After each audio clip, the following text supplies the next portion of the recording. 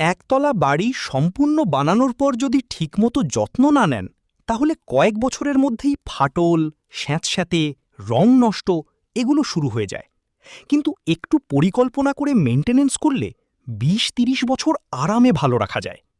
আসুন একটু সহজভাবে জানি। ১. ছাদের ওপর যেন কোথাও পানি জমে না থাকে, কারণ পানি ঢুকলেই দেয়াল দুর্বল হয়ে যায়। তাই ৩-৫ বছর পর পর ছাদে ওয়াটারপ্রুফিং কোটিং করান ও ড্রেন পাইপ, নালা পরিষ্কার রাখুন। ২. বাইরে ওয়েদারপ্রুফ পেইন্ট ব্যবহার করুন। ৫-৬ বছর পর পর রং করান।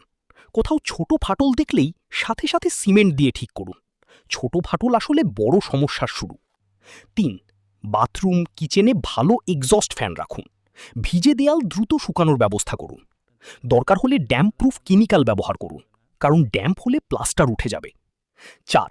বছরে অন্তত একবার ওয়্যারিং চেক করান আর পাইপে লিকেজ আছে কিনা দেখুন। লুকানো সমস্যা বড় ক্ষতি করে। ৫. দরজা জানলা কাঠের হলে বছরে একবার পালিশ বা বার্নিশ করুন ও কবজায় তেল দিন, এতে মরিচা বা পচন হবে না। ৬. ছাদ, বারান্দা, ড্রেন মাসে একবার পরিষ্কার করুন।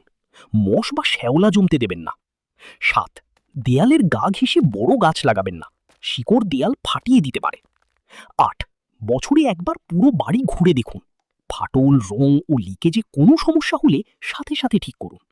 ছোট টিপস যা অনেকেই জানে না: ছাদের উপর সাদা বা কুল রং দিলে ঘর ঠান্ডা থাকবে। বাথরুমে সবসময় স্লোপ ঠিক রাখুন যাতে পানি না জমে। নতুন বাড়িতে প্রথম ৬ মাস একটু বেশি নজর দিন,